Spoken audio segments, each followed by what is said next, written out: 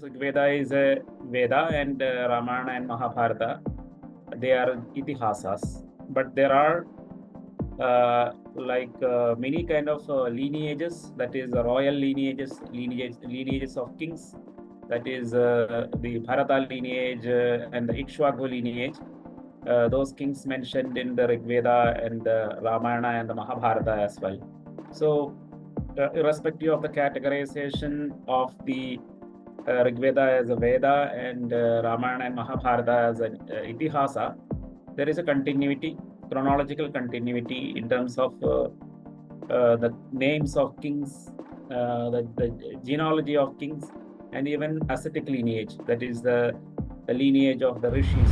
In the Ṛgvedic geochronology, there are so many different aspects, different parameters, and different focus areas, especially a lot of rivers mentioned in the Ṛgveda, and the migration of certain clans, Ṛgvedic kings, lineages and clans migrating across the rivers. So these were all the central topic of the Ṛgvedic geochronology. So ultimately, all this result into a kind of conclusion that we support the out of India theory. That is, people migrated from northwest of India to the outside, that is to Central Asia and Europe, Central Asia, Afghanistan, Iran, and Europe, like that. Not the vice versa. But most interesting, like when I was presenting these findings to different audience, so they are more interested on the one of the aspect of the research, that is Sri Rama. So because in my research, as part of all this main objective, I discovered that Sri Rama is mentioned in the 10th mandala of the Ṛgveda. And that was the biggest kind of curiosity. So many people ask so many questions regarding that. How can we, is that the Sri Rama who is mentioned in the Ṛgveda, is it really Rama? So all those questions were asked, and it occurred to me that this is one of the most important insight that has come out of the first book of the Geochronology.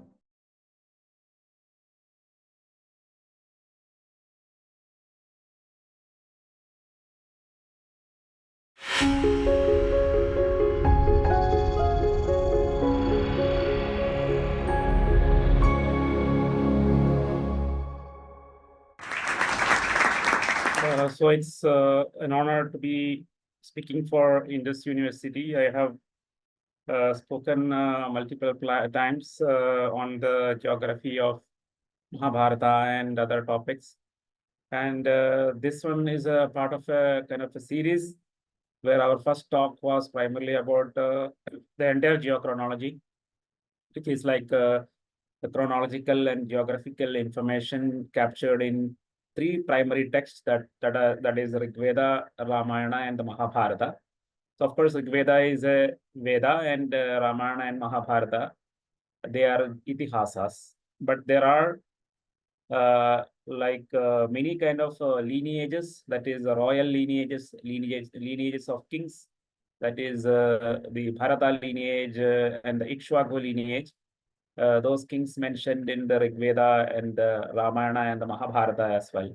So, irrespective of the categorization of the Ṛgveda as a Veda and Ramayana and Mahabharata as an itihasa, there is a continuity, chronological continuity in terms of the names of kings, the genealogy of kings, and even ascetic lineage, that is the lineage of the rishis.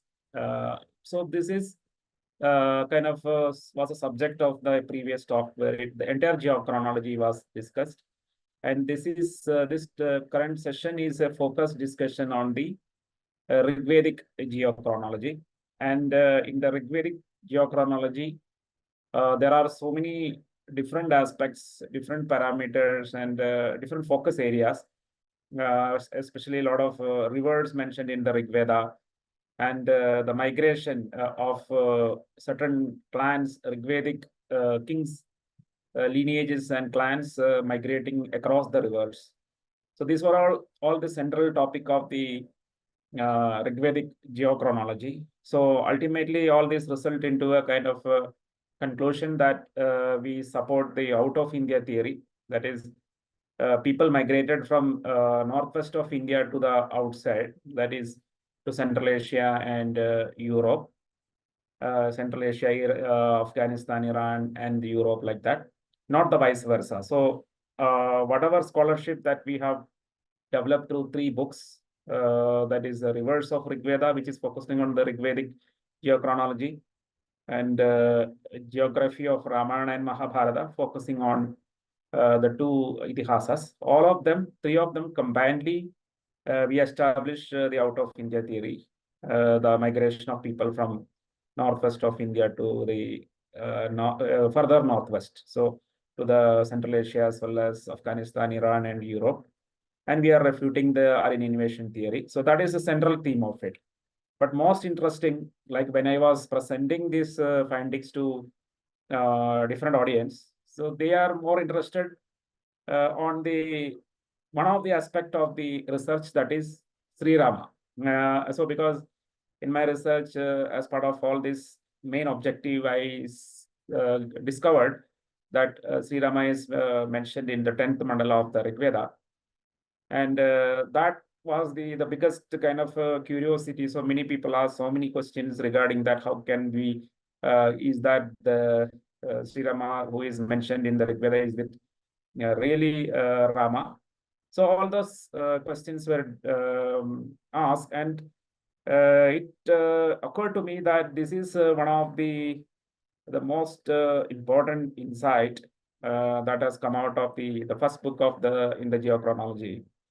And that is why I have structured and also given the title for this particular session, whether is Sri Rama, what is that we get to know about Sri Rama in the this Ṛgveda. Of course, we know about Sri Rama of Valmiki Ramayana. So my second book, that is the geography of Ramayana, primarily focus on the entire Ayana, that is travel of Sri Rama from Ayodhya all the way to various locations, rivers, crossing of rivers like Vedasruti and Gomati and Syantiga, and reaching Sringiverapura of Guha, that is a Nishada king. From there, he goes to Bharadwaja Asrama in Prayaga.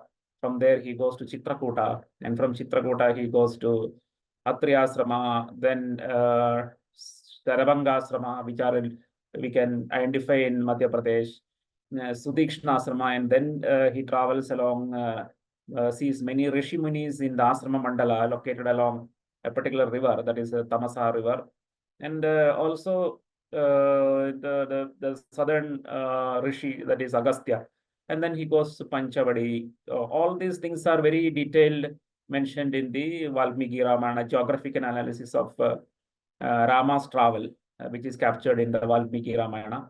So the second book is all about that entire life history of Sri Rama. And of course, I also, as this particular discussion is happening now, I have also written the third and final book in the chronology, the geochronology, that is geography of Mahabharata. So again, there is Sri Rama. How Sri Rama appears in Mahabharata? Because when Yudhishthira went to forest, he was in a very sad state of mind, and many Rishi Munis came to help Yudhishthira to alleviate his sadness.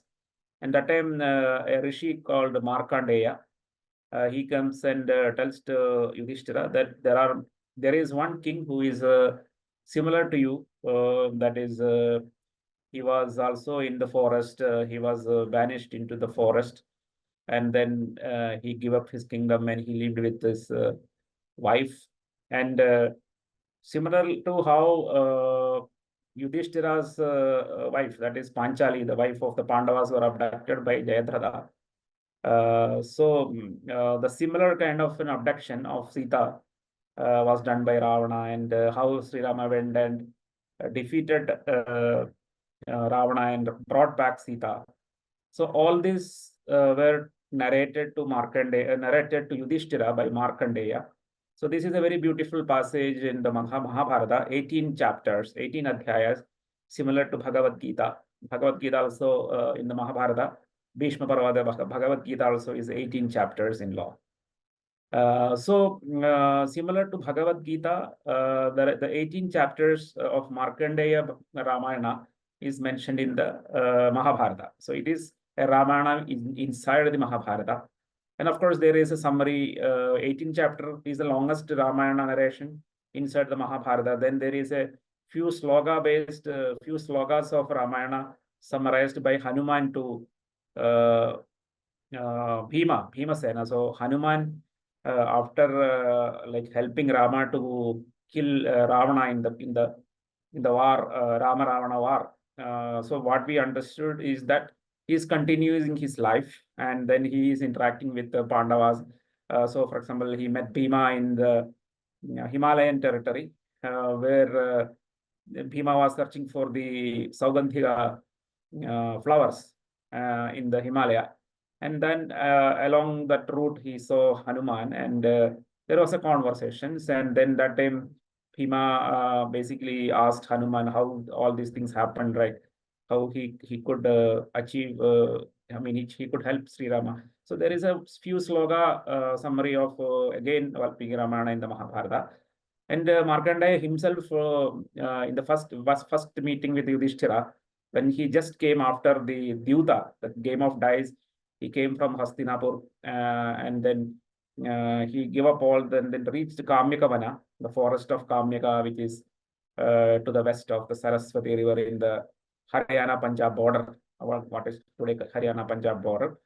So that time here, Markandeya also have few sloga kind of Ramayana. So there are multiple narrations of Rama's history in the Mahabharata, and 18 chapter Mahabharata that Markandeya recited after Jayadratha's abduction of Draupadi, and after Pandavas recover Draupadi from Jayadratha. At that time, this particular 18 chapter narration of Rama's history is there in the Mahabharata. So why I'm saying is because Sri Rama is one personality who is there in the Valmiki Ramayana and in the Mahabharata, but nobody expects to see Sri Rama in Ṛgveda. So what is that we get in the in the Ṛgveda? Yeah. So this is the sloka that the sloka reference I'm giving, where this particular mention. That is Ṛgveda, the 10th mandala, RV10. That means Ṛgveda 10th mandala, 93rd sutta. So there you can see this mention about the composer name is Tanva Partha. He mentioned about these patron kings, the kings who are giving donations to the rishis, the composer rishis who are composing the Ṛgvedic sutta. So this sutta, particular 93rd sutta of the Ṛgveda, is composed by Tanva Partha.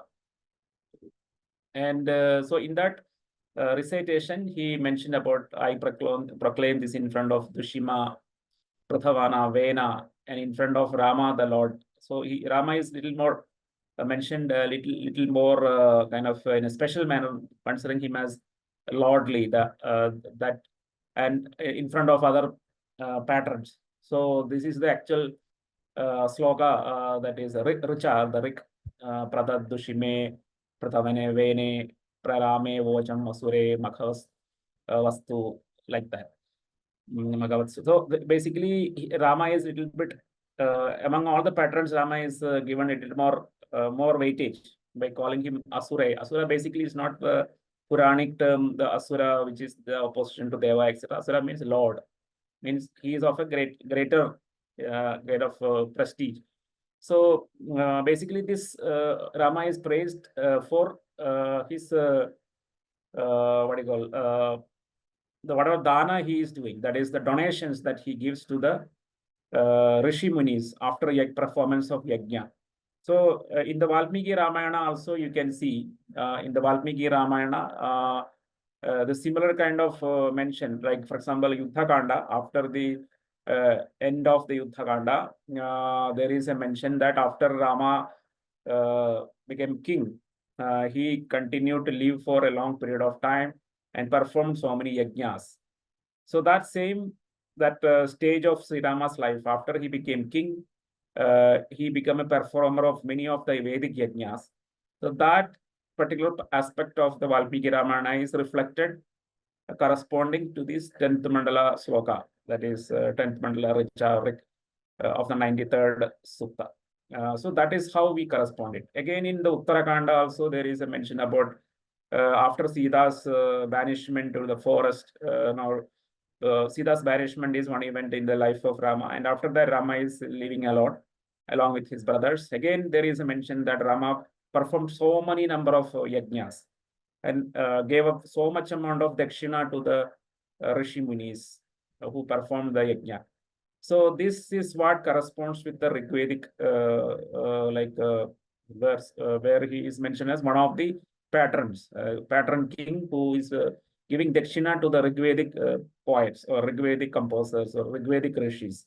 So who is performing yajna. So this is how the Valmiki Ramayana's information about Rama as a performer of many yajnas correspond with the 10th mandala of Ṛgveda. So that is how the Rama's presence is you can see in the Ṛgveda. So this time stopping the analysis.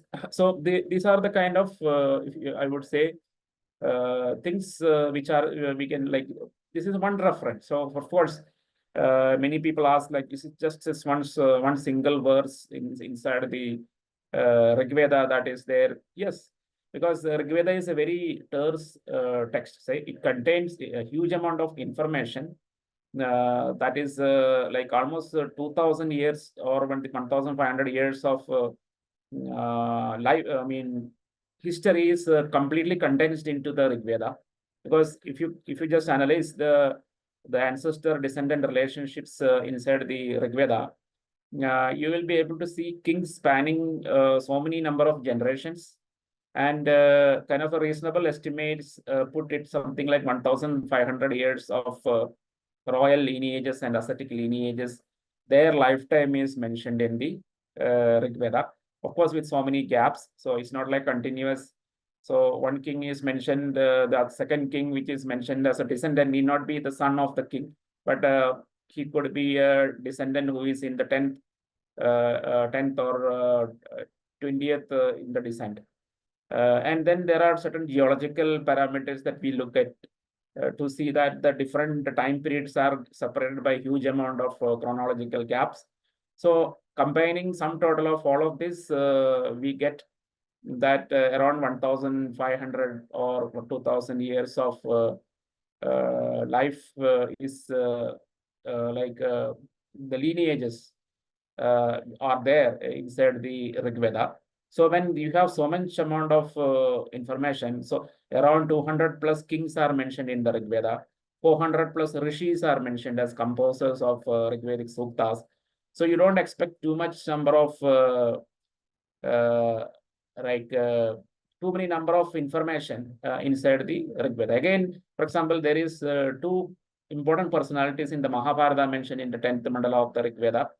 They are the Santanu and Devapi. So the brothers Santanu and Devapi. Santanu was one of the descendant of Kuru, and Devapi is a brother of Shantanu. But they're professionally they are different. Like Shantanu was the king, and Devapi was like more or less like an ascetic.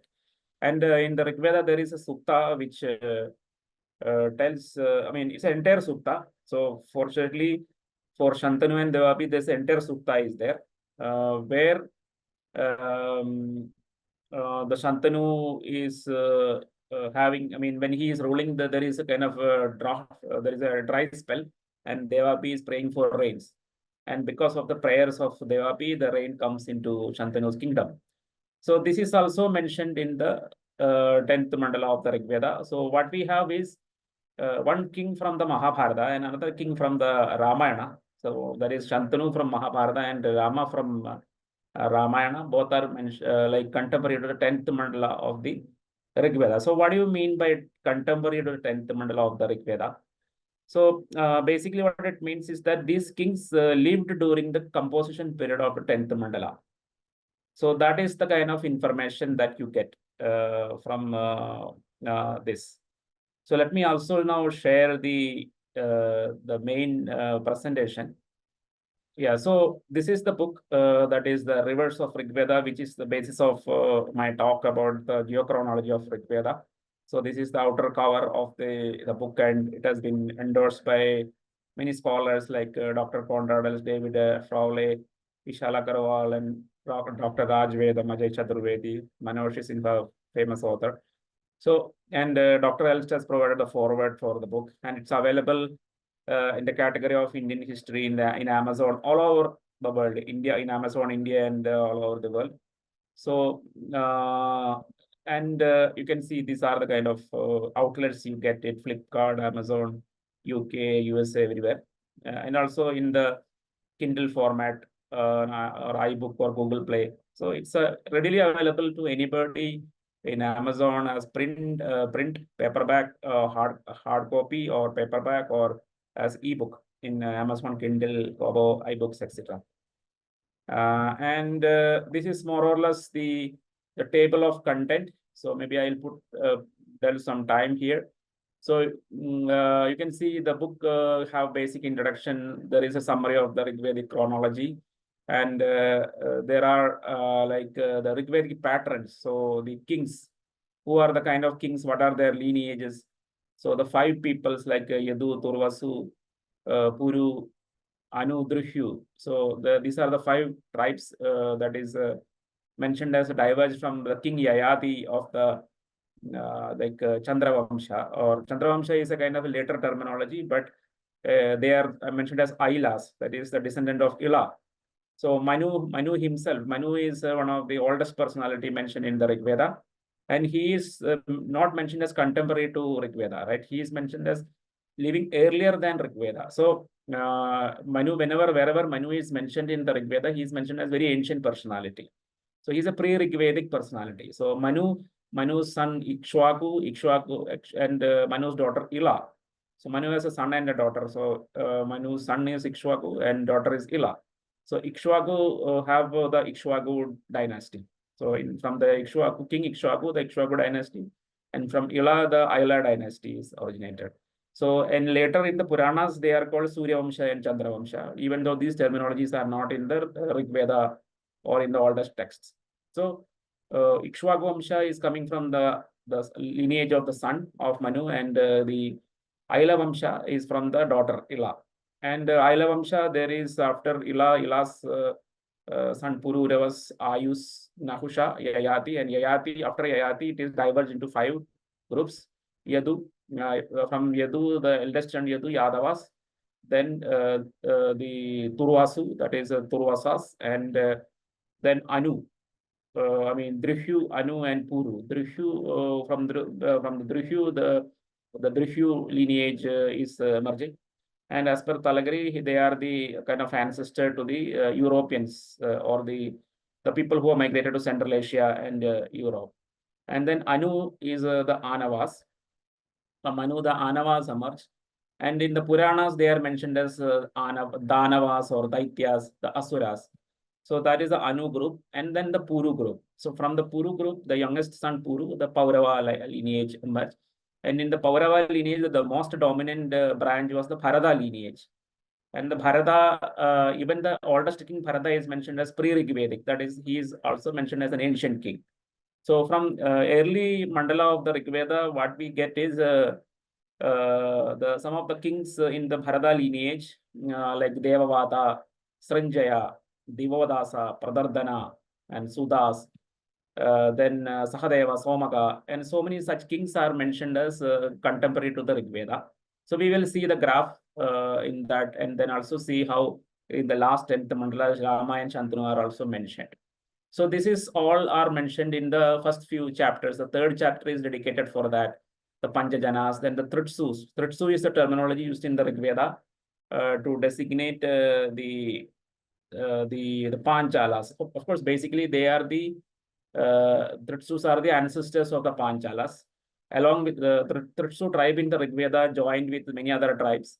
And then after joined with 5 other along total 5 tribes. They are the Panchalas. Among them there is Trisrinjayas, Somakas, then so similar Tritsus, Bharatas, all these people, Krivis. So all these people combined together, the Panchalas are formed. So Tritsus are the ancestor to the Panchalas. They are mentioned in the Ṛgveda as a most dominant royal lineage in Ṛgveda. The biggest kings like Devodasa and Sudasa are Tritsu kings. And they were so powerful that they also banished some of the ancestors of the Pandavas, like Samvarana is banished from the central kingdom, that is the region between Saraswati and the Ganga, Yamuna. So the region between Saraswati and Yamuna was the power center during the Ṛgvedic period. It is called Vara Prathavya, the most sacred space. So all the kings in that area, Samvarana was one of the king, that is ancestor of the Pandavas, and the Kurus. So he was banished from the Vara Prathavya when Sudas, the king of the ancestor king of the Panchalas, belonging to the Tritsu lineage, become dominant. And then the Parthavas, that is Anavas, one of the Anava lineage, the Parthavas. Then the Trikshis. So Trikshi is another term in the Ṛgveda, which is used for the Western Ikshvakus. So Rāma is an Eastern Ikshvaku, but Trikshis are the Western Ikshvaku. So Ikshvaku, its lineage diverged into 2 branches. One is Western Ikshvakus, they migrated westwards from Saraswati to Sindhu region. And another group, Eastern Ikshvakus, migrated eastwards to the Ganga region. And both of them, because the most ancient name of Saraswati, one of the synonym is Sarayu also. Sarayu is a kind of a synonymous to Saraswati. So what they did is the Ikshvakus typically preferred to call the river as Sarayu, whereas mostly the Bharatas call it Saraswati. So when the Ikshvakus migrated to the west, they identified one tributary of Sindhu and called it Sarayu. That is a Haro river in Pakistan. And similarly, when Ikshvakus migrated eastwards to Ganga, one of the tributary of Ganga is called Sarayu. And that is the Ghagra, the Uttar Pradesh, the Sarayu river of Uttar Pradesh. So these are all mentioned in the early chapters. Then there are Sharyatas, the Haiheya Janapada, who were established on Narmada river, and then they became enemies to Ravana. There was a conflict between Ravana and the Haiheyas,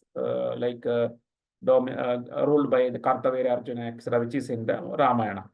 And then there are so many other Purus. The main Puru branch, another Puru branch, or the Bharata branch of the Samvaranas, Samvarana Bharata, which led to the Kuru lineage. And from Kuru lineage, finally, Shantanu and Devapi. And Shantanu's descendants, the Vijitra Virya and Vijitra Virya's sons, that is Dhritarashtra and Pandu, of course, fathered by Vyasa, and from Pandu, the Pandavas, from Dhritarashtra, the Kauravas. So this is all connected. So what I'm saying is, whatever history capture the lifetime of Rama as well as the Pandavas in the Mahabharata, they are all connected to Ṛgvedic history, the kind of lineage inside the Ṛgveda. So that's what I meant.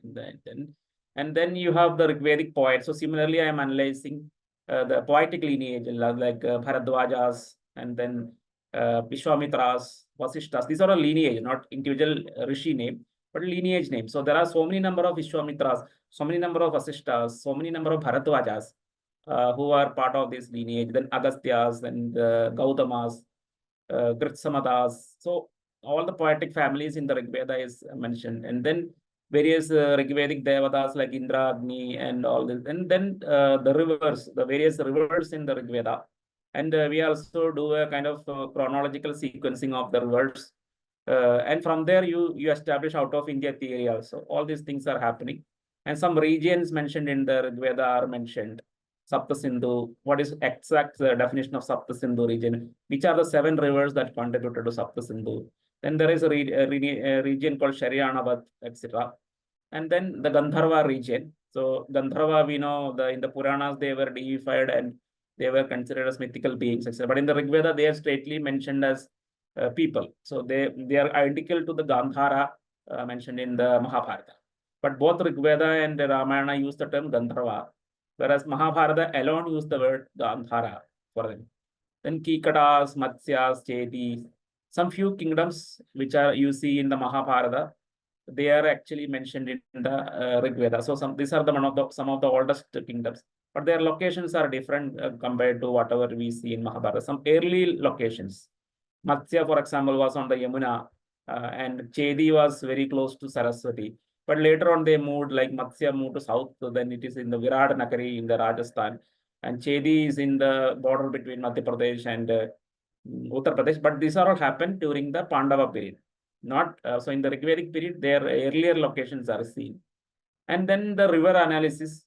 The oldest river mentioned in the Ṛgveda, Haryupya and Yavyavadi, two parallel rivers. One of them, Yavyavadi, is a kind of a branch of Yamuna, and Haryupya is a tributary of Saraswati, that is same as Drishatvadi, Chautang river. Then Ganga river is mentioned in oldest mandalas. Saraswati is mentioned, Drishatvadi, Abhaya, river in the Kurukshetra, then Vipash and Sudutri, that is Satlaj Bias river. Yamuna is mentioned, then Parushni. Yamuna is mentioned to the east, of course, to the west of Ganga. And after that, Parushni river is mentioned, that is this Ravi river, Indo-Pakistan border river is mentioned. The Dasharajna battle is happening in the Parushni river. And it also triggered some Indo-European migration. Sudas, because of the battle of Sudas, all the kings who were many kings fled, and some of the people who are mentioned in the Dasharajna battle, some tribes like Simus are considered as ancestors to Albanians, and Alanas are mentioned, they are ancestor to Hellenes, that is the Greeks, and then Bhrigus are ancestor to the Armenians. So many things, but these are all discussed in the books of Srikant Talagiri also. So few of the books are fundamental, foundational to my book. So we can also read those books. Then Asikni river, that is the black color river, Asikni river. That is also currently mentioned as Chenab river. Chenab, because after Ravi it comes Chenab. And after that, there is a Vibali river, that is the Vidasta or the Jhalam river. Then the Sindhu river is mentioned, and finally the Sarayu river is mentioned. So this Sarayu is the westward, this migration is to the west. So this is the westward Sarayu. I said the Ikshvaku split into two parts, the western Ikshvakus and eastern Ikshvakus. So what we are seeing is the tributary of Sindhu, that Sarayu, that is currently known as Haro, which is in the Pakistan. So in that, there was a battle that occurred in that Sarayu. And its identification of the Haro river, and the presence of the Trikshi Ikshvakus, that is western Ikshvakus of Saryanavat along the Sarayu river, and then Sarayu and Ramayana. So this particular subchapter inside this chapter number 20, inside my book, has full analysis of the presence of Sri Rama inside the Ṛgveda. So more detailed analysis, and what is the significance of the Sarayu and Ramayana.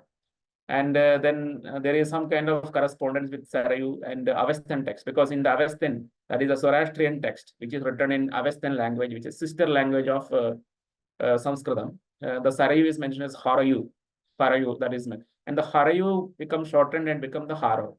So all these things I am mentioning here. And then so many other rivers are there, Urjandi, Haraba, Sifa. Sifa is the Sahibi river of Delhi. Then Anjasi, Kulsi, Virapatni. So many rivers, Kupha, Anitapha, Gomati, and Mahatma. There is a Gomati river also, which is a tributary of Sindhu, similar to Gomati river, which is a tributary of Ganga. So this will be mirror reflections, because Ikshvakus migrated from Saraswati to both west and east. So that is why both the name Gomati and Sarayu are given to tributaries of both Indus river and Ganga river, because they are two bifurcated migrations. Then there are Arjiki and Sushoma, the place where Soma cultivation happens. These are all in Pakistan. Rasa river as another, Rasa is actually this alternate name for Sindhu river itself. That is also discussed in this. Then Tratsama, Shushartu, and Svetya. Three rivers which are in the northern of Kashmir. That's currently it is in the Pakistan occupied Kashmir. So that region, these rivers are there. Then Suvastu is there, Swat river. Gauri is there, Panchkora. Then Shvetayavari and Ashmanmati is an river in Afghanistan, a tributary of Kupha river, which is the Kabul river. All these things are mentioned. Then Amshumati is another name for Yamuna river. That is also very much significant, because one of the ancestors of Rama is called Amshumat. And from this river name Amshumati, we get the migratory trail of eastern Ikshwakos from Saraswati to Yamuna to Ganga and finally to Sarayu. That is also we get it. Ganga is associated with Bhagiratha. Amshumat, that is Yamuna, Amshumat or Amshumati or Yamuna is associated with Amshumat. And later Rāma and Dasharatha are associated with Sarayu. So there is an eastward migration. And then the Marudbratha and Vitasta, that is, this is again a dried up river, Marudbratha. And then Vitasta is Jalam river. And so then there is an analysis of the Samudra, that is the ocean. And then we have a comparison of the Ṛgvedic geography with archaeology. So we connected the Ṛgvedic geography and Ṛgvedic chronology with the Indus Saraswati, the Harappan archaeology. And then there are so many conclusions about. So I'm just using the summary so that my talk also will be very small and I can properly focus on the rest of the aspect. And we are also having, because of the, whatever books we use, the diacriticals, that is ISO Sanskrit we are using for all the technology, all the names of kings, rivers, etc. And this is the sum total of the Ṛgvedic transactions. Like there are Devatas, then there are Ṛgvedic patterns. So Rāma is one of the Ṛgvedic pattern. And there are poets. That a poet means rishis, mantra drashtas or rishis. So like Vishwamitra, Gautama, like that. So this is like a triangle which represents the Ṛgveda, all the transactions of Ṛgveda, etc. And we also talk about the Apaurisheya concept. We apply the term Apaurisheya for the philosophical or essence, spiritual essence of Ṛgveda. So we don't say that the river names, place name, people name, these are not Apaurisheya, but the actual essence of the Ṛgveda that is distilled into Aranyakas and Upanishads, that is our Apaurisheya. And here is a structure of the Ṛgvedic Anukramani, how it is, like the names of the composers, how it is mentioned, and what is the poetic meter, Gayatri, Pankti, etc. All these things are discussed. So here, this is a very important slide for us. So what it is showing is the mandala chronology of the Ṛgveda, and you can see where the Rāma is located. So the Ṛgveda, like many of the people might be knowing, there are 10 mandalas of the Ṛgveda. This is the basic information. So the 10 mandalas are not, mandala 1 is not the oldest one. So this is not chronologically it is not chronologically sequenced. So if you look at the chronologically, the oldest mandala is the 6th mandala. So that is why you see it in the left-hand side. The 6th mandala is the oldest mandala. And then comes the 3rd mandala. And then comes the 7th mandala. So 6, 3, 7. This is the kind of sequence in which the early Ṛgvedic, these three are called the early Ṛgvedic period. So this is a kind of a chronological period, which is when I do the chronology analysis, coming around 3300 BC to 3000 BC period. These three mandalas are authored. So, for example, in the 6th mandala, the contemporary king is mentioned as Divodasa. So Divodasa performing yajnas, all these things are mentioned. And priest as Bharadwaja. Bharadwaja is the priest of Divodasa. And whatever activities of Divodasa is mentioned in the 6th mandala. And Divodasa descendant Sudas. Sudas is the descendant and the most dominant king of Ṛgveda, because he got an empire like spanning from Yamuna in the east to Parushni river in the west. That is Yamuna in the east to Ravi river in the west, like from Haryana, Uttar Pradesh border to Indo-Pakistan border in the west. So that is why he is a very powerful king. And two mandalas are dedicated to his lifetime. The Vishwamitra Mandala, 3rd Mandala, where Vishwamitra was the priest of Sudas, and Vasishta Mandala, where Vasishta was the priest of Sudas. So Sudas spans in 2 mandalas, whereas his ancestor Divodasa spans the oldest mandala, 6th mandala. This is the earliest mandala. And then this first mandala is something like a broken, not really broken, but it is chronologically authored at different times. So there is an early first mandala part, then the middle first mandala part, then late first mandala part. Then certain part of the first mandala is spanning a large period of time, which cannot be properly sequenced. Chronologically, it's very difficult, but more or less falling between the 4th mandala and 8th mandala. So this is why the first mandala in the blue color is mentioned in kind of in a little top, because this is spanning like this. And after 7th mandala, you see get a continuity in the 4th mandala, where okay, in the first mandala also you have continuity. So one of the descendant of the Sudas, Sahadeva, is mentioned in the early first mandala period. That is this period. And then Sahadeva's descendant Somaka is mentioned in the 4th mandala period. So this from here onwards, after 7th mandala or the 4th and 2nd mandala, for a middle Ṛgvedic period. And you have a Gritsamada, poet Gritsamada also in 2nd mandala. There are no kings mentioned in this period because the continuity is lost. The Panchala ancestor Tritsu, they were very powerful during the period of Devadasa, then to Sudas, Sahadeva, Somaka. After Somaka, there are no big kings. Somehow their dominance is gone. So that's why there are no kings like Gritsamada. There is no king mentioned here. And you have from 5th mandala onwards, it is the late Ṛgvedic period, late Ṛgvedic period, late mandalas. So 5th mandala, it is Atri mandala. Atri is the dominant poet in Atri mandala, 5th mandala. And then 8th mandala is a mixed mandala where so many poets are there. So we cannot say who is the dominant Rishi. That is why it's a mixed mandala. And you have a 9th mandala that is primarily about Soma cultivation. So here also the chronology, we cannot very clearly define the chronology of the 9th mandala because every sukta related to Soma is collected together and attached in the 9th mandala. So we have a chronology in 6th, 3rd, 7th, 4, 2, 5, 8. And this earlier, after 5th, right, 8th mandala is added like an appendix to all the rest of the Ṛgveda. And similarly, that is why it's a mixed, right? And then after the 8th mandala composition, after some more time elapsed, 9th mandala is added as a kind of sum total of all the Soma related poetry, Soma related, Soma creation, Soma cultivation, Soma creation, Soma extraction, everything related to Soma in the 9th mandala. And after some time, even after that, 10th mandala is added as an appendix to the rest of the Ṛgveda. That is how the 10th mandala came about. And 10th mandala is very large, right? It is like 191 hymns are there, 191 suktas are there. And even this first mandala is also 191 suktas. So they are both in sync. Even though the shapes are completely fragmented, the total of suktas 191, here also 191. This is one important feature of the Ṛgveda. That is starting, it's considering as a start and end of the Ṛgveda. Both are arranged as 191 suktas. Whereas chronologically, it is not at the beginning. Chronologically, beginning is 6th mandala. So that is how it has come. But you can see after the Panchala, we cannot strictly call Panchala because they were known as Tritsu tribe, ancestor to the Panchala.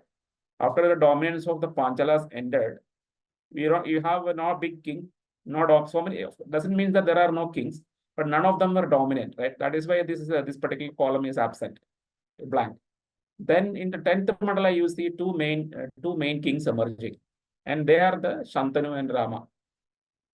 So Shantanu from the Kuru dynasty, Shantanu, or the Bharata dynasty or the Aila dynasty, and Rāma from the Ikshvaku dynasty. There are two kings dominating in the 10th mandala. And by 10th mandala, the Ṛgveda is ended. Ṛgvedic composition period ended. And you know what happens, right? Then after Ṛgvedic composition period, Vyasa comes, and Vyasa completely compile the complete Vedas, and then you have the Aitihasic period, etc. So Rāma and Shantanu were just a few generations earlier than Vyasa. I mean, just the generation which is the father generation of Vyasa, basically, not a few generations earlier, but because Shantanu's wife Satyavati's son is Vyasa. That means Vyasa is a stepson of Shantanu, and more or less he is in the generation of the sons of Rāma also. So Lava and Kusha are the sons of Rāma. Shantanu's son is Bhishma, and stepson is Vyasa. Of course, Vyasa is born to Satyavati from Parashara. And Parashara's father is Shakti. Shakti's father is Vasishta. Who is Vasishta? That particular Vasishta was the priest of Rāma and Dasharatha. So everything match up. So Vasishta was contemporary to Aja, the grandfather of Rāma. And Vasishta became priest of Dasharatha. And when Rāma is also become king, he again continued as the priest of Rāma. So he is almost like a grandfather to Sri Rāma. So who will be Shakti? Shakti will be like equal to Dasharatha's life generation. And who will be Parashara? Parashara will be equivalent to the generation of Rama as well as Shantanu. And that is why Shantanu and Parashara marry Satyavati. And Shantanu and Parashara's both of them fathered two children to Satyavati, and Shantanu's son through Satyavati is Bhishma, and Parashara's son through Satyavati is Vyasa. So they are all, and Rama, definitely Rama has no interaction with Satyavati, but of course Rama's son Lava and Kusha. So they are all in the same generation. And again, that ascetic lineage of Vasishtha also matches. Vasishtha is contemporary to Aja. Vasishtha's son Shakti is contemporary to this Dasharatha. Vasishtha's grandson Parashara is contemporary to Sri Rama, and of course also to Shantanu. And because of that, the Parashara and Shantanu marries Satyavati, and their children are Bhishma and Vyasa, or Vyasa and Bhishma. Vyasa is elder to Bhishma, so Vyasa is elder, Bhishma is second son of Satyavati. So these are all matching up. And this is also one of the beauty of this particular chronology, that all these anomalies related to the chronology gets disappeared because of this. And not only that, you have problems subsequently also, like when you treat both Ramayana and Mahabharata as historical text. We cannot say that people lived for thousands of years in between, etc. Right? That will be like non-historical. That will be like argument for calling Ramayana and Mahabharata as mythological, like some fiction, something like a story. So many people who date Rama at there is some very important dates for Sri Rama, like Saroja Bala have dated Rama to 5114 BC, based on certain slokas, which is like Rama Jataka. So Rama Jataka is basically some text which is horoscope, Rama's horoscope, Rama Kundali or Rama Jataka, Janma Patri of Sri Rama, whatever way you call it, is a horoscope. So horoscope, basically the Indian astrology or Indian astronomy is very ancient. Like for example, Vedanga Jyotisha is there, which emerged just after the Ṛgveda, and certain principles in the Vedanga Jyotisha is very ancient. Like for example, it have 5-year yuga. One yuga is defined as 5 years, and 4 such yugas of equal size become a Chatur yuga of 20 years. So these things are mentioned in the Vedanga Jyotisha. It also in the Yajurveda you have the 27 nakshatras mentioned. So many of elements of the astrology or Indian astronomy is already there in the Ṛgvedic or the subsequent Yajurvedic period. They are some of the astronomical principles, division of the sky into 12 parts. These are all part of the Ṛgveda. There is a riddle of Dirghatamas, a sukta related, like composed by Dirghatamas, which is considered as it is expressed as a riddle, where it describes about the division of the sky into 12 parts. That is basically zodiac. And then the Kala Chakra, the measurement of time using the motion of sun along the 12 divisions of the sky, and how it helps to record the diurnal motion, that is daily motion, that is sun rises in the morning and sets in the evening. So that, and then again rises in the morning. So that is the diurnal motion. Then the seasonal motion of the sun, that is like Uttarayana and Dakshinayana. The sun goes northward in the first half of the year and southward in the second half of the year, creating Uttarayana and Dakshinayana, that is northward motion, southern motion.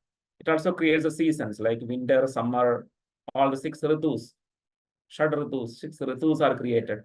So that is the annual motion, seasonal motion or annual motion of the sun.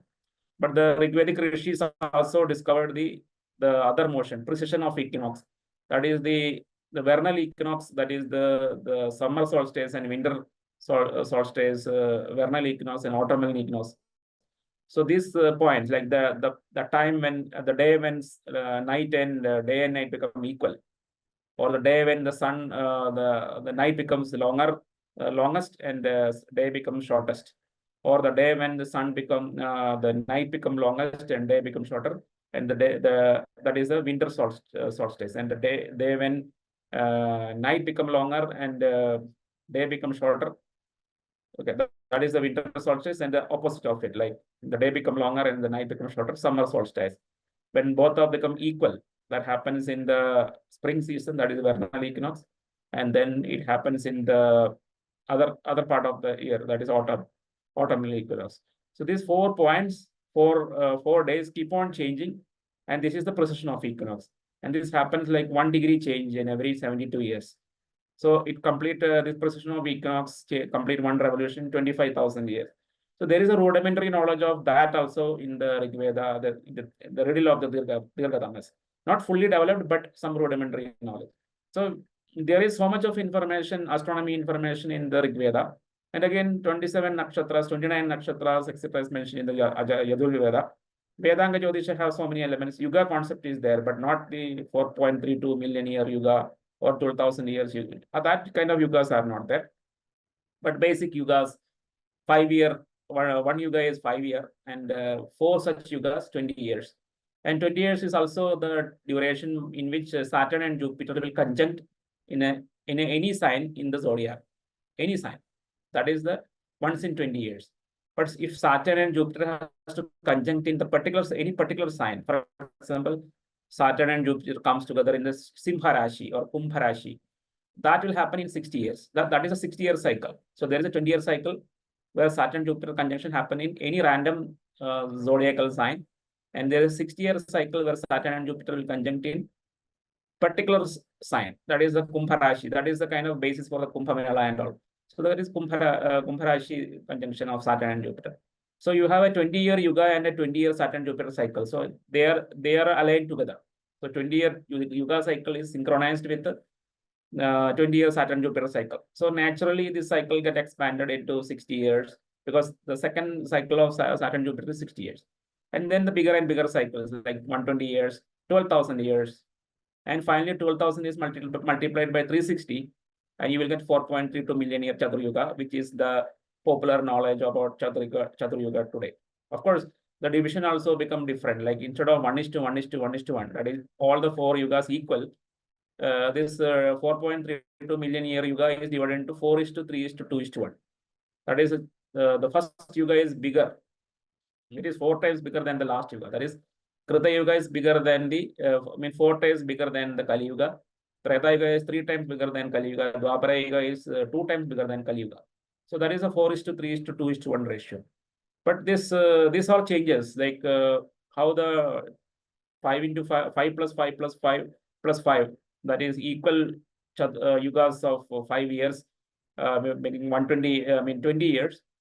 How it is jumped to 60 years, then to 120 years, 12,000 years, and 4.32 million years. This happened in a very long period of time. Like for example, in the Mahabharata, Pandavas were using the 5-year Yuga. So 5-year Yuga and 5-year Yuga and 20 years Chatur Yuga. That was Pandavas using. Naturally, Sri Rama also used a 5-year Yuga and 20-year Chatur Yuga. So in the period of Rama and the Pandavas and the late Ṛgvedic period, etc., they were using the 5-year Yuga, which is captured in the Vedanga Jyotisha.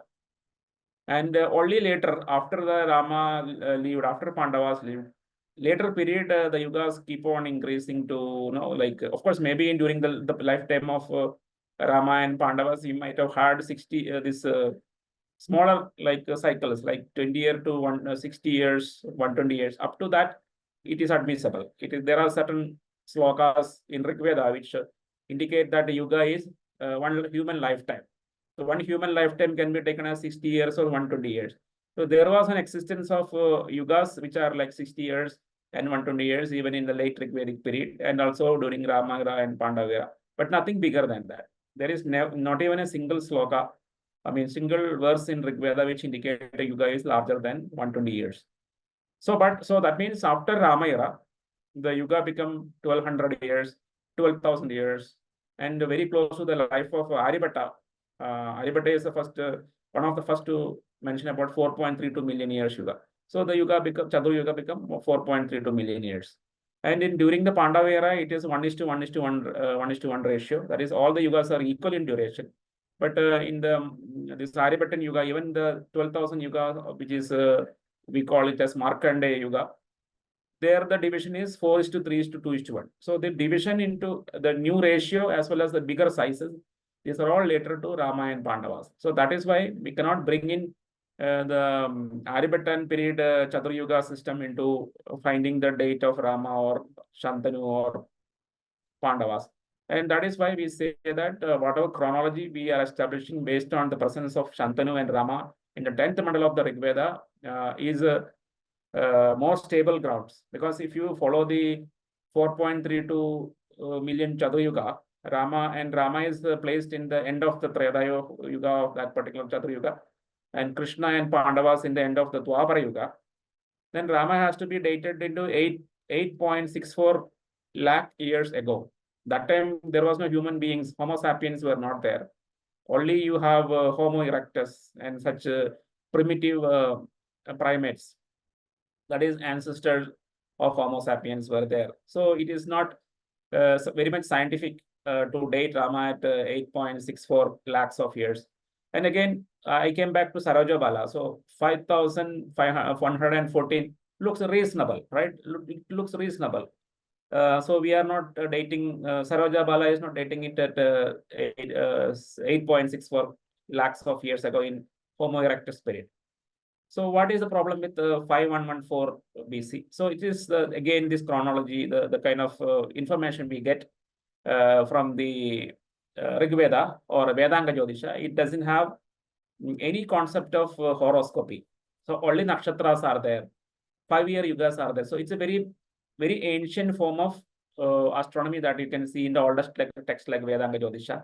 So when exactly did the Jyotisha mature to describe Panchanga and horoscope? So it is only after the during the Mauryan period, the Greek astronomers and Indian astronomers exchange ideas.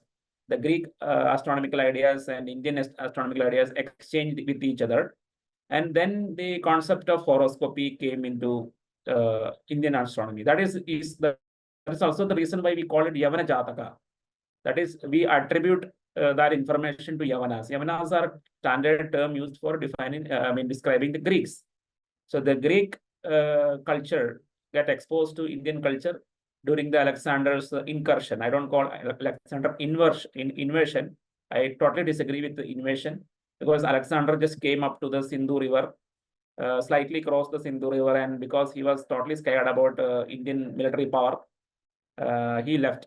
So he didn't attack India. He didn't have the power to attack India. So because he came, he was also a person who seek knowledge. He was hungry for knowledge. So that is why he has interacted with many Rishi Munis who are living in that area, in the Porus kingdom, the kingdom of Porus, who have stopped him. And then the exchange of ideas happened, because he was very much fascinated by India. And instead of considering it as a country to be conquered, he considered it as a country from where you can get information. So a lot of information from India, Indian astronomers' ideas got into Greek astronomers. Greek astronomical ideas came into India. So some of the things that is horoscopy, etc., we get these ideas from the Greek astronomy, and that is also why one of the Panchasiddhantika, one of the 5 Siddhantas of astronomy or astrology, that is one of them is Yavana Jataka. So the Jataka concept come from there, the horoscopy concept comes. So whatever information in the Valmiki Ramayana, which mentioned about the Tithi Nakshatra of Rama's, during the birth of Rama, which was a Nakshatra, and Lagna, which is the Lagna, all this information is later information. So whatever the people who have created critical edition of Valmiki Ramayana is created by analyzing thousands of manuscript versions of Valmiki Ramayana that was available somewhere in the 11th century, etc. Of course, the Ramayana or Mahabharata, they were all in oral tradition for a long period of time, and then they were written down in palm leaves, etc. So palm leaves means the palm leaf, whatever written in palm leaves, they get disintegrated in once, typically in 100 years or 200 years, the palm leaf become useless. So you have to again read them and write in a new palm leaves. So like that, for many centuries, these Valmiki Ramayana and Mahabharata are rewritten, and then we get in the 11th century. So because we got in the 11th century doesn't mean that the Ramayana is authored in 11th century. No, we are not making that claim. No scholar make that claim. Because we know oral traditions continued for many centuries. So many hundreds of years oral tradition has continued. After that, Brahmi script is the Brahmi writing is introduced, because Indus script was there, like during the Ṛgvedic period, Indus script, Indus Valley civilization, Indus script is there, but it cannot record slokas, because sloka is a very complex piece of information. So there was no recording of Ṛgvedic slokas, Ṛgvedic verses, or verses of Mahabharata, Ramayana in Indus script, because it is incapable of recording complex information. It will only contain some phrases of Ṛgveda, some phrases in the Vedic, other Veda, I mean different Vedas.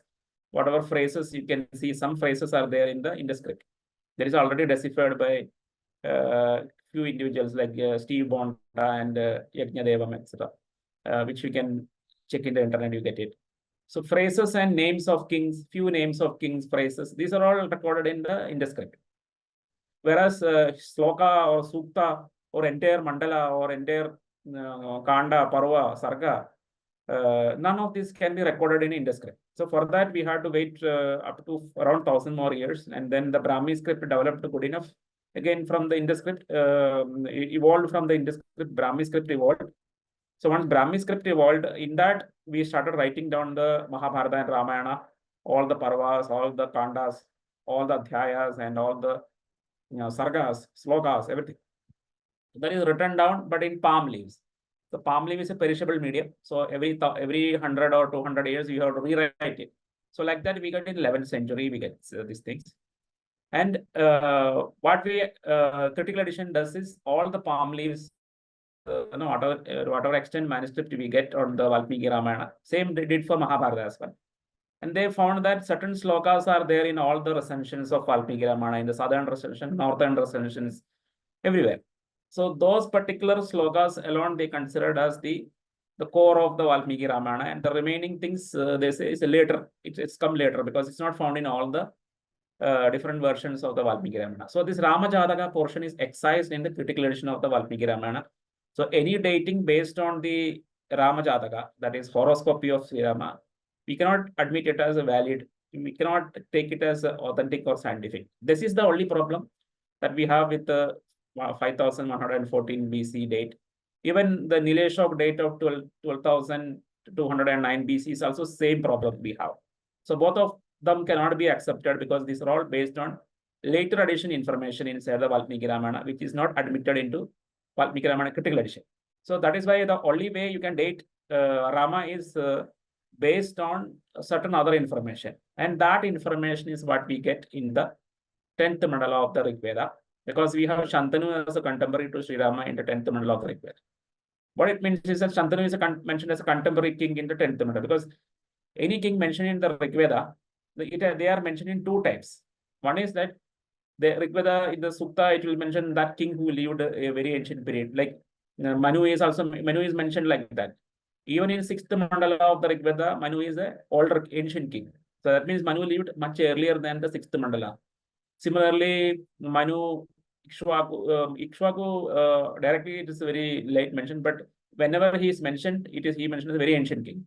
Ila, Manu, Ikshvaku, Pururavas, Ayush, Nahusha, Yayati. Yayati's 5 sons, that is Puru, Anu, Druphu. All of these people, Yadu, Turvasa, everybody is mentioned as the ancient kings. Even Bharata is also mentioned as the ancient king. Only some of the descendants of Bharata, like Devavata, Srinjaya, and Devadasa is mentioned as contemporary to 6th mandala. His descendants, Udas, is mentioned contemporary to 3rd and 7th mandala. So these are contemporary kings. So they are not mentioned as ancient king, right? They are contemporary because they are doing some yajna, they are doing some dana, some donation. So they are contemporary kings. Similarly, Sahadeva is in the first mandala, early first mandala, he is contemporary. Somaga is contemporary to 4th mandala. And similarly, Shantanu and Rama both are mentioned as contemporary. That the kings are living at that time when the 10th mandala is composed. So Shantanu and Rama are contemporary to the 10th mandala period. And that is because of, and we have, so contemporary doesn't mean that they were all living at the same period, right? Because 10th mandala itself have some chronological width, like some 200 years of everything is 10th mandala. So for example, 1900 BC to around 2100 BC, that 200 years of period, even slightly more, that is all 10th mandala. So how you can say that Rama and the Shantanu are exactly contemporary, that they live in the same generation? So they can be living in within the 200 years, but how can be in within the 200 years? How can they be contemporary? That is how we introduce Parashara and all. No? Parashara and because Vasishta is the it's a grandfather generation of Rama. So naturally, Vasishta's son Shakti is contemporary to Dasharatha. Shakti's son Parashara is contemporary to Rama, and automatically, because Shantanu and Parashara married the same woman, Satyavati, that means Rama and Shantanu are contemporary. And then we continue, and we also got another data point about Brihat Bala is fighting the Kurukshetra war, and he was first defeated by Bhima in one of the battles in Digvijaya battle for Rajasuya. And in Kurukshetra war, Bala is killed by Abhimanyu. So you have a Rama's descendant Bala from the line of Kusha, killed in the Kurukshetra war.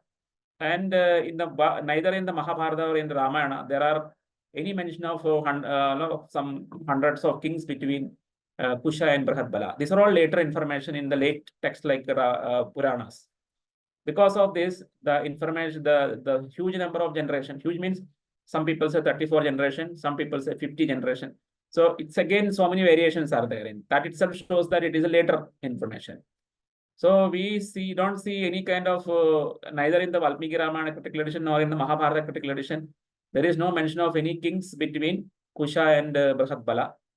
Kusha and Bala. So we have considered that Bala is direct descendant of Kusha without any generation gap in between them. So maybe Kusha and Bala, they are like grandfather and grandson, nothing more than that.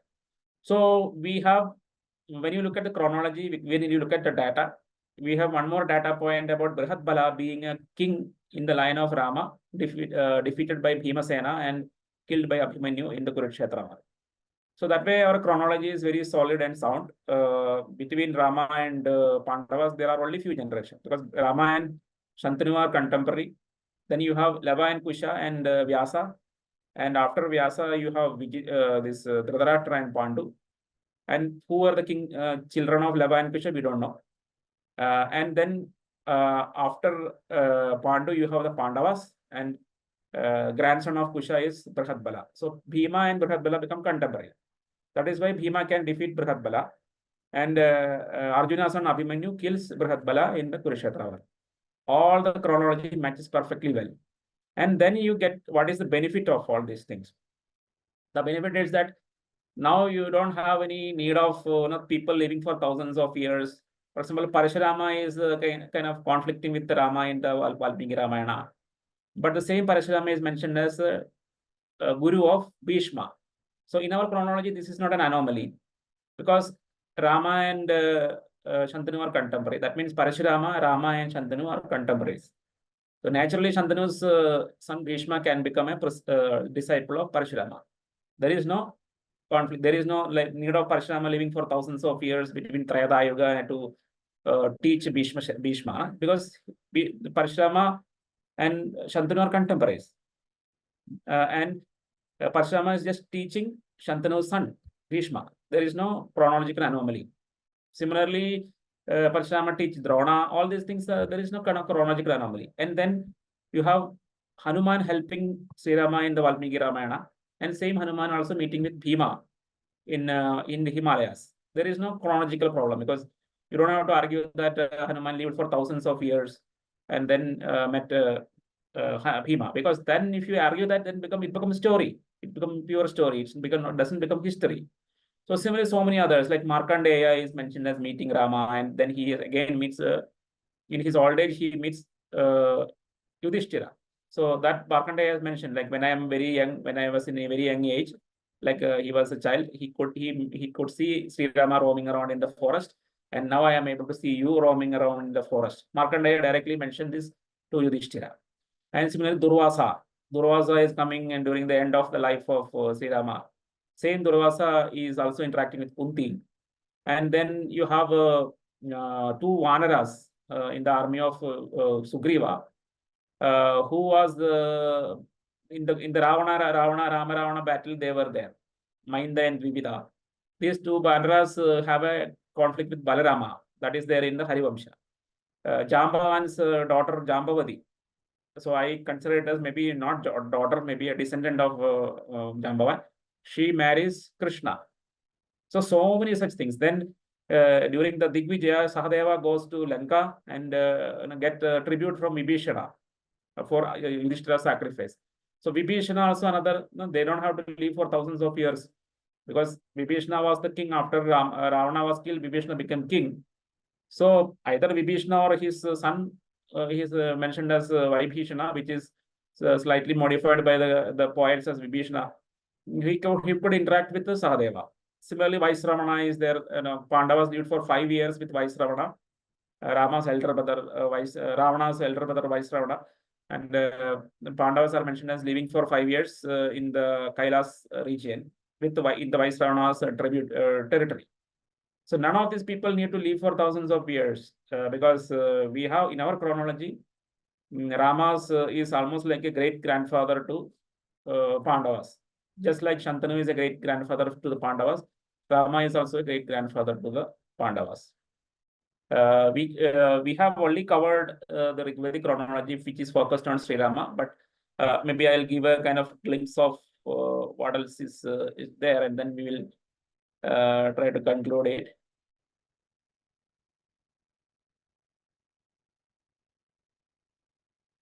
Yeah, so the book, especially the book contains so many other things, like it talks about narrative continuity and the detailing of the chronology, mandala level and sukta level, the older suktas in the later hymns, and then the mandala maps, the different chronological or parts of different mandalas, all these things. Then the lineages, these are the royal lineages that I mentioned about, like all the kings related to it, how the Panchalas and the Kurus are descending from the Ṛgvedic lineages.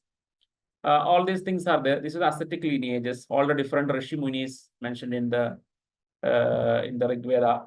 And this is the river analysis, 45 hydronyms, and how this is a tabulation of the rivers, which will give you the out of India theory, because this is the kind of sequence of the rivers, the first discovery of the river, and you can see it's a movement from east to west. That is out of India theory, you can prove. And this is the kind of places mentioned in the Ṛgveda in the Kurukshetra region, northern Haryana. So this is the map of the Kurukshetra region. All these things you can see. Saptasindhu region, I mentioned Saptasindhu. Some of the kingdoms, the Kikada kingdom, and the migration of the Kikadas to Magadha. All these things are there. Some rivers, the rivers in the Haryana region, the Shifa river, which is the Delhi river. All these things are there. Chedi migration from Saraswati to the Bundelkhand region. All these things you can see. So different kinds of migration of people. All these things are discussed. Dasharajana battle is discussed in the analysis, which has happened 1,000 years before Kuru, King Kuru. So the location of the Dasharajana battle, and the kingdoms participated, not the tribes participated in the Dasharajana battle, and how the rivers change, the river dynamics. Some of the rivers, some of them change the course, and because of that, their reference in mandalas change. All these things. Then this is the migration of the Ikshvakus to the east and west. So you can see a Gomati here and a Sarayu here. Similarly, there is a Gomati here and a Sarayu here, both in the west and east of Saraswati. Saraswati is the central from where they migrated. So this is all very, very much corroborating. And this is a kind of travel narrative mentioned in the Valmiki Ramayana, where Hastinapura is mentioned, Urjangala is mentioned, Panchala is mentioned. They go to the KK capital, Girivraja. So Kurujangala is a kind of place name which came after the King Kuru, and the Kurujangala is contemporary to Sri Rama. That is automatically the Sri Rama is later to King Kuru. So that kind of things, the corroboration of the Ṛgveda with Ramayana. So one river mentioned in the Ṛgveda as Sarapas is mentioned as Sharadanda in the Valmiki Ramayana, which is a Gagar stream of the Saraswati river network. All these things. And the eastern Ikshvaku migration I mentioned, right? Asamanja and Sagara, the two ancestors of Rama, were in Saraswati. Then Amshuman migrated to Yamuna and named it Amshumati. And then Dilipa reached here. Bhagirath is Ganga, which is the reason why the Bhagirath story is associated with Ganga. And finally, the Rekhu and Aja and Dasharatha in Ayodhya. So we have no conflict on the location of Ayodhya. Is like we don't have any other alternative theories. Is Ayodhya in Uttar Pradesh and Sarayu is the Sarayu River in Uttar Pradesh. So those things. And then there is a correlation of Ṛgveda and Ramayana and Mahabharata. That is also like we are realizing like the Panchala location was to the east of the Kuru, sorry, to the west of the Kuru in the Ramayana period. Then the Panchala switched to the east of Kuru in the Mahabharata period. That is, during Pandava Rama era, the Panchalas were in the Kuru Jangala, and during Pandava era, they were in the east of Kuru, in the Kampalya and Ahichatra. So those things. Then this is the 16 lands mentioned in the Western text, and how their Pakhtuns, the Pakhtuns and Baluchis migrated. Then there is the Kubha, Kabul River, the location of the Ashmanwadi and all. This is the earliest the migrations, right? The Gomadi and Sarayu in the western side, and Gomadi and Sarayu in the east. All these things in much more detail. Gomadi Sarayu and Gomadi Sarayu here in the both in the west and east. That migration and many other rivers. So in the Ṛgveda, there are 31 plus rivers. So each river I am analyzing. So the maps related to those rivers. This is the Tratsama, Shushartu, and Shvetya in the northern, to the north of the Kashmir Valley. All these things. The location of the Sharama Pani, there is a kind of narrative about Sharama and Panis in the Ṛgveda, very famous sutta. That location where it happened, or Rasa River. No, the Rasa River is another name for Sindhu River, the northern course of Sindhu. Then other rivers like Suvastu, Svetya, and Shetya, Ashmavraja, and Ashmanvadi, the Afghanistan river. Then ocean, Samudra. So very important, the Dholavira region, which is the Dwaraka, mentioned in the Mahabharata. And the trade relationships, which you can see in the in the Ṛgveda. The trade relationship, both the land trade and sea trade happening in the Ṛgveda, the Ṛgvedic period. Migration to Videha, from Kosala to Videha, there is a migration, which is mentioned in Shadavada Brahmana, crossing of the river, Sadanira river, which is the boundary of Kosala, and the new kingdom Videha is created. So Videha is a very new kingdom, Vedic kingdom, all these things. Then the Afghanistan region mentioned in the Ṛgveda, Ashmavraja and Ashmanvadi location, the Kupha river, that is Kabul river, all these things. Then Marutprutha, which is a dried up Jalam river channel, that is mentioned, the Saramapani location, all these things. And some drylands and wastelands mentioned in the Ṛgveda, which mentions 4 seas, 4 samudras are mentioned in the Ṛgveda, 3 drylands are mentioned in the Ṛgveda, Thar desert and other marshlands, etc. This is a consolidated map of all the migrations, like the eastward migration of the Ikshwakos, the westward migration, out of India migration, all these things are mentioned. And this is a kind of analysis of the Ṛgvedic geography with the Harappan geography. We get this equation. The Ṛgvedic geography is exactly equal to the Harappan geography. So that we get the Ikshwaku location and the Yadu Turvasa location, Puru Bharata location, Drishu location, everything we get. And we also make the argument that the OCP plus late Harappan culture. So late Harappan, if you combine with orange colored pottery, you get the 10th Mandala period and Kurukshetra war period. So that also these are the archaeological sites very much match and support the archaeology of both Ramayana and Mahabharata. That also we get. And we propose the absolute chronology where exact time when Shantanu and Rama live, it is in the transition period between mature Harappan and late Harappan. In the late Harappan period, we have Kurukshetra war and its aftermath. Whereas at the exact end of the mature Harappan, you have Shantanu and Rama living. And in the early Harappan period, you have Bharadwaja, Divodasa, and Sudas living in the early Harappan period. And the Sahadeva, Somaka, and so many other things lived in the mature Harappan period. To the end of the mature Harappan, that is 1900 BC, we have Shantanu and Devapi and Rama. And in the late Harappan period, that is after Ṛgveda is completed, the Aitihasic period, that is the Kurukshetra war and aftermath, in the late Harappan period. This is another shape. And this is a kind of a table of rivers and what happened before the Ṛgveda, the pre-Ṛgvedic migrations, everything like that. And this is the extent of the Harappan geography, right? This Maharashtra, you have a southernmost the Daimabad. This is the southernmost Harappan city, and here you can see the Suktandor is the westernmost city. In Kashmir, we have the northernmost, and there is Daimabad, this Alamgirpur in the Uttar Pradesh as the easternmost. So those also is there in the analysis. Yeah, so I think now we covered everything.